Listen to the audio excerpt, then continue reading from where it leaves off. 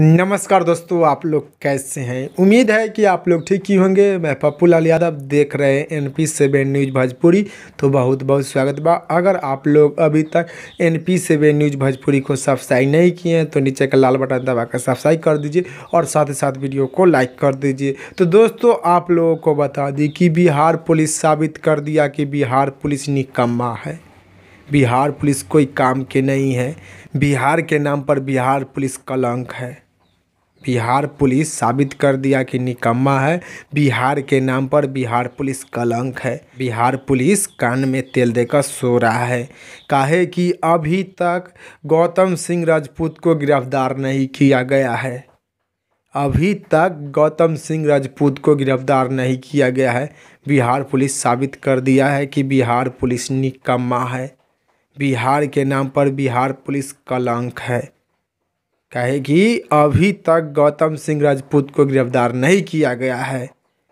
खेसारी लाल यादव जी को गौतम सिंह राजपूत गाली देता है बेटी के बीवी के, तो खेसारी लाल यादव जी FIR दर्ज किए थे गौतम सिंह राजपूत पर। तो अभी तक बिहार पुलिस गौतम सिंह राजपूत को गिरफ्तार नहीं किया है। बिहार पुलिस साबित कर दिया है कि बिहार पुलिस निकम्मा है। बिहार पुलिस बिहार के नाम पर कलंक है।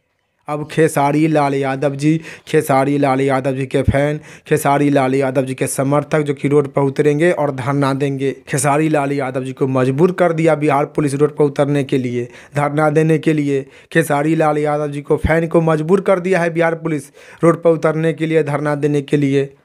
काहे कि अभी तक गौतम सिंह राजपूत को गिरफ्तार नहीं किया गया है।